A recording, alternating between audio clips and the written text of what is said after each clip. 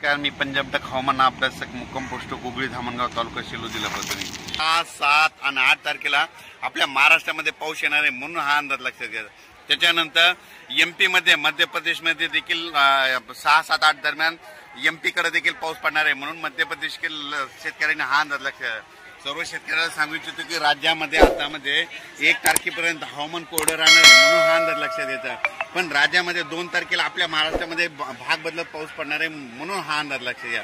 पण सर्व शेतकऱ्याला सांगू इच्छितो 6 ऑक्टोबर, 7 ऑक्टोबर, 8 ऑक्टोबर, 9 ऑक्टोबर दरम्यान परत आपल्या महाराष्ट्रामध्ये जोराचा पाऊस येणार आहे म्हणून तुम्ही तुमचं या 4-5 दिवसामध्ये जशी वेळ भेटेल तसं सोयाबीन काढा, झाका, वाटल्यास मशीन भेटले तर मशीननं काढा, हार्वेस्टरनं देखील काढून घ्या.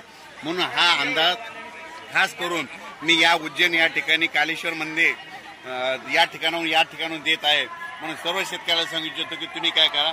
त्याच्यानंतर राज्यामध्ये आपल्या 23 ऑक्टोबर, 24 ऑक्टोबर, 25 ऑक्टोबर दरम्यान एकदा पाऊस येणार आहे म्हणून हा अंदाज लक्षात द्यायचा. आणि राज्यामध्ये आपल्या थंडी, महाराष्ट्रामध्ये 5 नोव्हेंबरला थंडी येणार आहे म्हणून हा अंदाज लक्षात द्यायचा. पण सर्व राज्यातील सर्व शेतकऱ्याला सांगू इच्छितो की राज्यामध्ये स्थानिक वातावरण तयार होऊन देखील पाऊस पडू शकतो म्हणून हा अंदाज लक्षात घ्या. पण सर्वांना एक विनंती आहे की तुम्ही काय करा, 5 ऑक्टोबरच्या आत तुम्ही तुमचं सोयाबीन काढा, झाकून ठेवा म्हणून हा अंदाज लक्षात घ्या. अचानक वातावरणात बदल झाला तर लगेच एक मेसेज दिला जाईल. धन्यवाद.